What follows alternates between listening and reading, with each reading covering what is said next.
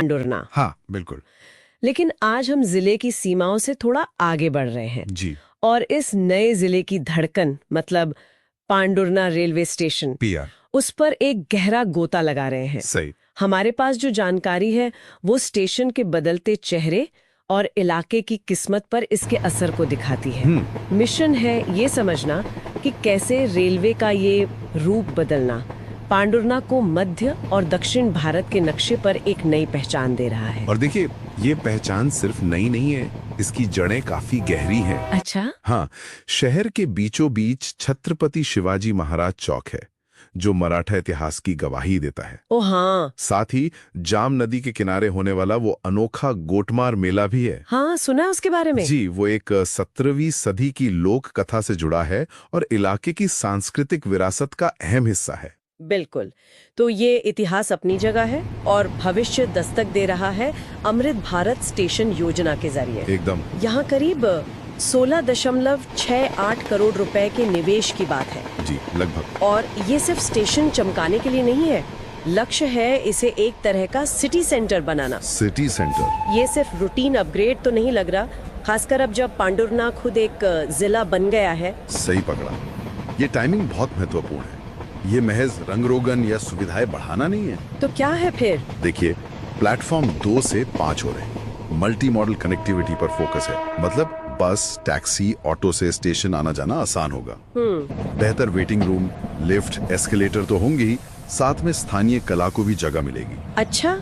असल बात यह है कि ये सिर्फ स्टेशन का मेकओवर नहीं, ये इलाके की अर्थव्यवस्था का इंजन बदलने जैसा है, नए जिले की जरूरतों के हिसाब से। और इसी बड़े बदलाव का एक और हिस्सा है वो इटारसी नागपुर तीसरी रेल लाइन परियोजना। हाँ, वो भी बहुत अहम है। ये 280 किलोमीटर लंबी लाइन जिस पर इतना बड़ा निवेश हो रहा है, इसका असल मकसद क्या है? सिर्फ यात्री ट्रेनों की भीड़ कम करना तो नहीं होगा? नहीं, इसका दायरा कहीं ज्यादा बड़ा है। अगर हम बड़ी तस्वीर देखें तो ये तीसरी लाइन माल ढुलाई के लिए एक गेम चेंजर है। गेम चेंजर कैसे? सोचिए, ये मालगाड़ियों के लिए एक तरह से समर्पित कॉरिडोर बन जाएगी। अच्छा। इससे न सिर्फ यात्री ट्रेनों की रफ्तार बढ़ेगी, बल्कि मालगाड़ियों को ज्यादा रास्ता मिलेगा। इसका सीधा मतलब है कि यहाँ से जाने वाला सामान, खासकर कृषि उपज। हाँ, कृषि की बात आई है तो पांडुरना को संतरा सिटी भी कहते हैं। बिल्कुल, संतरे और कपास यहाँ की जान है। लेकिन सुनने में आया है कि किसानों को अपनी उपज बाहर भेजने में, जैसे बांग्लादेश वगैरह, कुछ दिक्कतें आती रही हैं। जी, आती रही हैं। और यहीं पर किसान रेल जैसी पहले तस्वीर बदल रही हैं। किसान रेल? हाँ, ये खास ट्रेन है।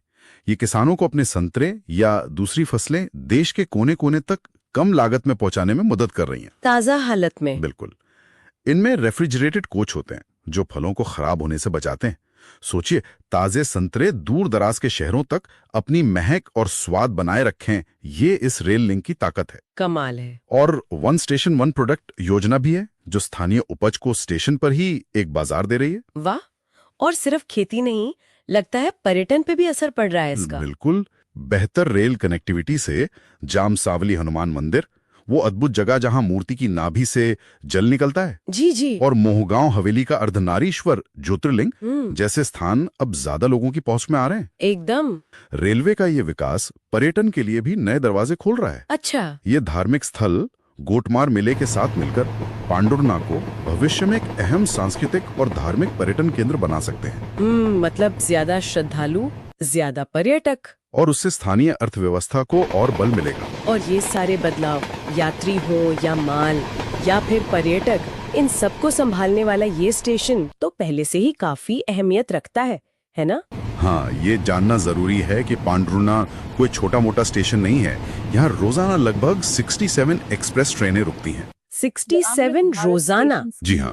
स्वर्ण जयंती, गोंडवाना, ग्रैंड ट्रंक जैसी बड़ी ट्रेनें इसे नई दिल्ली, हैदराबाद जैसे महानगरों से जोड़ती हैं। तो ये व्यस्तता दिखाती है कि मध्य भारत के रेल नेटवर्क में ये पहले से ही एक महत्वपूर्ण जंक्शन रहा है। बिल्कुल, और अब इसका महत्व और बढ़ने वाला है। तो कुल मिला के तस्वीर ये बन रही है कि पांडुरना का नया जिला बनना, हाँ, और साथ ही रेलवे का ये महत्वाकांक्षी आधुनिकीकरण, अमृत भारत योजना और तीसरी रेल लाइन, ये दोनों मिलके इस क्षेत्र के विकास को एक नई रफ्तार दे रहे हैं। निश्चित रूप से ये कृषि, पर्यटन और कनेक्टिविटी का एक शक्तिशाली संगम बन रहा है। सही कहा। मुख्य बात यही है कि पांडुर्ना स्टेशन अब सिर्फ एक पड़ाव या ट्रांजिट पॉइंट नहीं रह गया है।